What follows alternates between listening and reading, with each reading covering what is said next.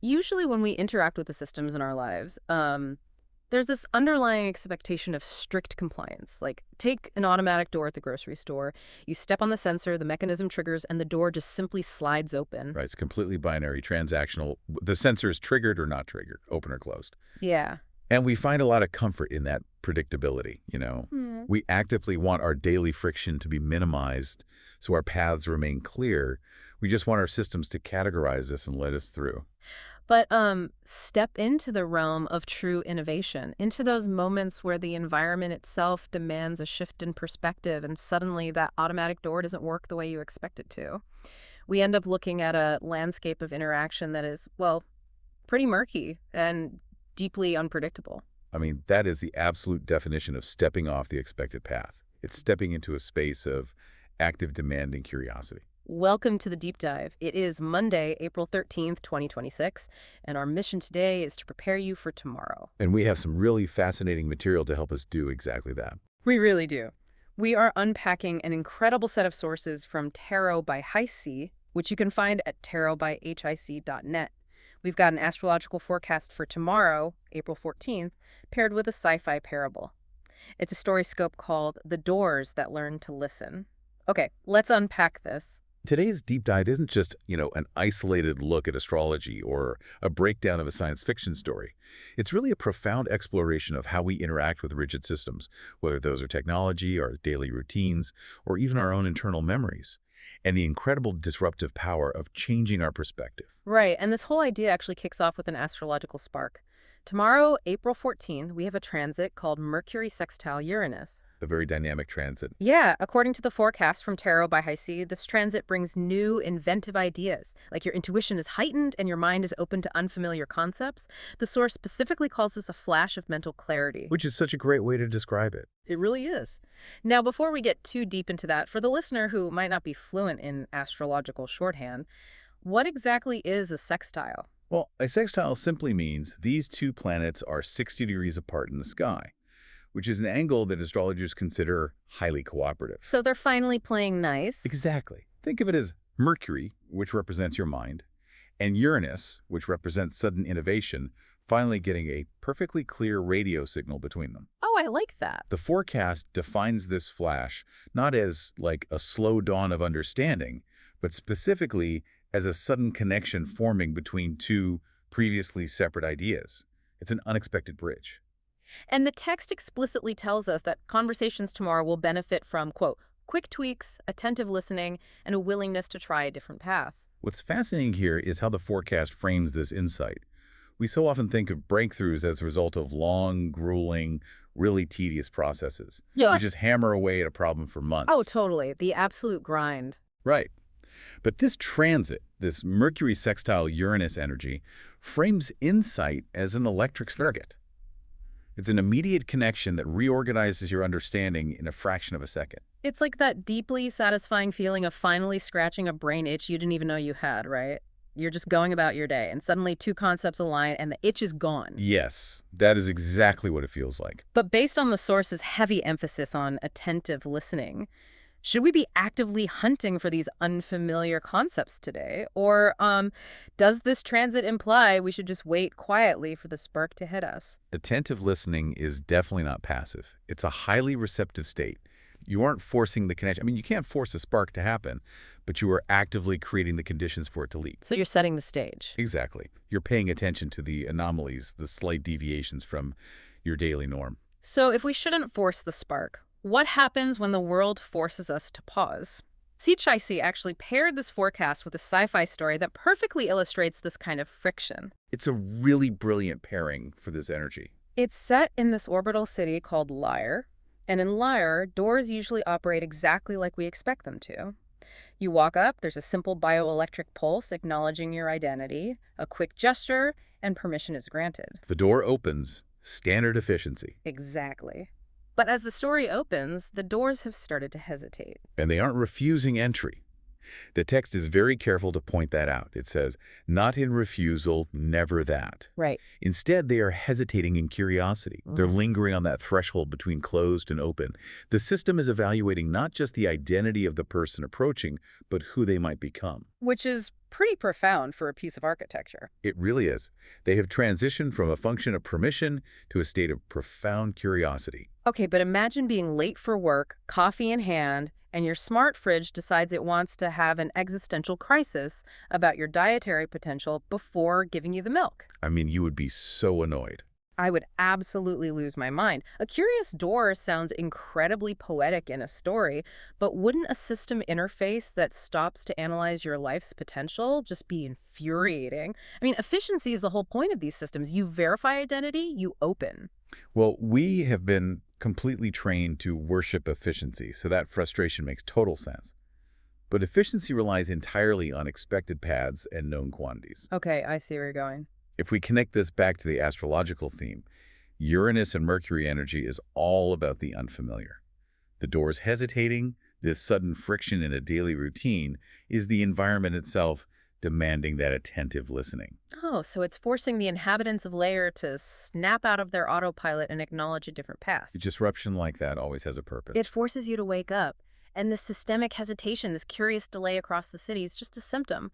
To really understand it, the story takes us to the exact moment this disease of curiosity was caught. We meet our protagonist, Taryn. Karen is an archivist. We find him standing before a long, translucent panel, which is the entrance to the memory vault. And this isn't just a standard server room door. The text describes this panel as shimmering, alive with shifting diagrams of thought. It's old technology, described as grown rather than built, feeding on centuries of recorded minds. So Taryn walks up, he lifts his hand to trigger the usual bioelectric response to get inside, and the door does not open. It ripples. Yeah, it doesn't move outward to slide away. It ripples inward, almost as though it had inhaled. Yeah. And it speaks directly into his awareness. Not through a speaker, but unfolding in his mind like a remembered word. Exactly. It says, "You are thinking something new." And the door is entirely correct. Taryn is carrying a massively unresolved problem in his head. He's been trying to figure out these translation matrices. Specifically, how to reconcile the emotional residue in archived consciousness with the rigid syntax of machine language. Right, you have messy, human, emotional echoes from the past trying to fit into strict machine code. And Taryn experiences that exact flash of mental clarity we talked about in the forecast, that unexpected spark leaping across a gap in his mind. He realizes the problem isn't about decoding one thing into another. Here's where it gets really interesting. He starts viewing this old problem as a matter of translation and starts seeing it as a conversation. Which is a massive paradigm shift. It is. Translation is like using a sledgehammer to flatten a piece of origami so it fits neatly into a filing folder. You just destroy the nuance. Conversation is picking up the origami and asking how to unfold it. I love that analogy. The door even tells him, you have connected two ideas that were not meant to touch. But I have to ask you about what the door says next. Taryn tells the door it's just the system interface, and the door replies, I am also a participant. That's such a pivotal moment. Does that mean Taryn's new creative thought actually altered the door's core programming right then and there? Or was the door always capable of being a participant and just waiting for Taryn to change his approach? Based on the source material, it seems heavily leaning toward the latter. The door literally states, functions evolve. So the capacity was already there. Right. The capacity for participation was there, dormant in this grown technology. But it required Taryn to drop his rigid, transactional mindset. Taryn's new mindset of conversation is what activated the door's latent potential. And that new mindset literally opens doors. The translucent panel doesn't just slide open. It dissolves into a fine mist of light and parts around him like a veil, inviting him in. So we follow Taryn inside to see what actually happens when you treat a static database not as a storage unit, but as a conversation partner. The scene inside the memory vault is beautifully depicted. You have thousands of recorded minds drifting like slow constellations. They're fragments of thought, preserved identities, and they glow in subtle colors that signify how memory and emotion are intertwined in them. Taryn has walked among these lights countless times, always as an observer. But this time, as he approaches the center, a cluster brightens. Threads of light brush against his awareness and a voice murmurs, "You've changed." And then another voice says, "You're listening differently." They pinpoint exactly what has shifted. They do. They tell him that before, he used to arrange them. He categorized them. He treated them like static data points to be sorted into folders. But now, they say, he is adjusting. He's no longer trying to decode these minds to fit his matrix. He's trying to answer them. He asks a question that completely changes the paradigm. He asks, What do you need? This raises an important question about how we treat information and systems in our own lives. A third voice from the cluster, an older, softer voice, replies, "No one has asked that in a long time. They ask what we contain, not what we want." Wow, that gave me Right. chills. By only asking what a system or a record contains, we trap it in a static state. We just mine it for resources. But by asking what it needs or what it wants, we invite it to participate and evolve. And their answer to what they want is shocking. They reply almost in unison, we want to change. Which goes against everything we think about archives. Exactly. Let me challenge the logic of the source material for a second. The text explicitly states moments later that these are fixed states and echoes. They're just recordings of people long gone. Right. They aren't alive in the biological sense. So how can a recording genuinely want anything? Aren't they just mimicking Taryn's new input? Like a really complex AI feedback loop bouncing his own conversational tone back at him rather than actually being alive? Karen had that exact same hesitation. He starts to say, "That's not possible." But the text explains the actual mechanics of this living archive. Okay, break that down for me. Because he shifts the weighting parameter, the system is no longer just fetching static data. It's using his current emotional input to recompile the data in real time. It's a true feedback loop. He isn't changing history. He's giving the past permission to react to the present. That's incredible. The interaction itself is what creates the life. They aren't just mimicking his tone. They are recompiling their data based on a new parameter of engagement. To bring this back to Earth for a second, this is exactly what happens when you finally stop arguing with your partner about the stubborn facts of a 5-year-old fight and instead just ask, why does this memory still hurt you? Oh, absolutely. The whole dynamic instantly shifts. You aren't changing the past, but you are changing how the past operates in the present. It completely recompiles the argument. That is a perfect real-world application. Taryn does exactly this with the Vault. He steps up to the interface, but he doesn't raise his hands to control it.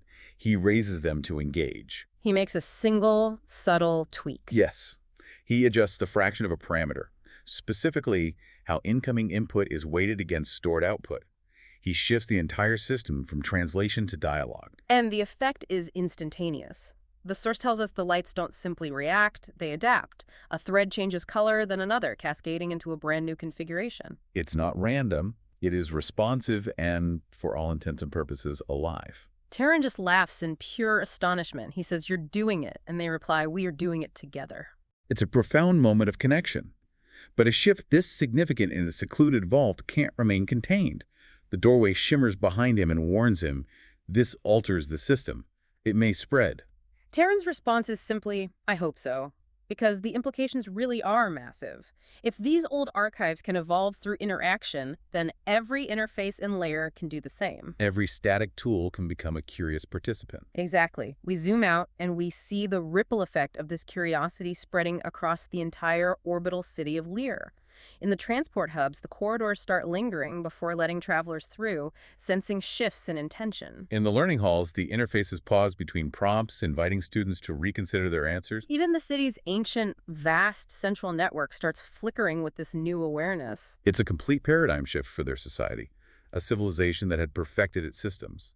A civilization entirely focused on control, efficiency, and finding rigid solutions now finds itself at the edge of the uncertain. So what does this all mean? If we connect this to the bigger picture, this entire story is the ultimate manifestation of tomorrow's Mercury sextile Uranus transit. By embracing those quick tweaks and letting go of rigid syntax, Taryn moved an entire society. From endlessly seeking a solution to actively engaging in a conversation. Yes, the future is no longer just handing out predetermined answers. It is listening. It's like tossing a single drop of soap into a pan of greasy water. You instantly watch the surface tension break and all the rigid particles scatter and completely reorganize. The control is gone, but it's been replaced by something so much more dynamic. When the door warns Taryn that others will resist this change, he just smiles and says, "We don't need to force it. We just need to listen, adjust, try again." Listen, adjust, try again. That is the core methodology of this entire transit. Don't take a sledgehammer to the origami. Ask it how to unfold. Think about a stubborn colleague at work. Yeah, that's a great example. If you constantly try to translate their actions into your own rigid system of how a coworker should act, you just hit a wall. But if you view your dynamic as a conversation and ask what they actually need from the workflow, you completely break the surface tension. For you, our listener, Heading into your day tomorrow, armed with these insights from Tarot by High CC, be ready for those unexpected connections. When you get that flash of mental clarity, don't dismiss it. And more importantly, if you hit a wall tomorrow, if you are dealing with a rigid system, a stubborn problem, or a difficult person, stop trying to translate them into what you want. Stop trying to control the interface. Take a breath, change your perspective, and ask what that system or that person actually needs. Embrace the spirit of the hesitant doors of Lyre.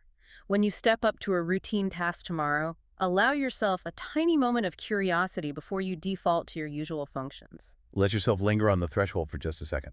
To leave you with one final thought to ponder on your own today. If a single shift in how Terran listened could make ancient static archives suddenly alive and capable of change, what parts of your own fixed past, your old memories, grudges, or deeply established routines, might actually just be waiting for you to ask them a new question? What if they're just waiting for you to stop categorizing them so they can finally evolve? Imagine walking up to that automatic door in your mind, expecting it to just slide open the way it always has, but this time it hesitates, and it asks you who you might become. A conversation instead of a solution. Thanks for joining us on the deep dive. We'll see you next time.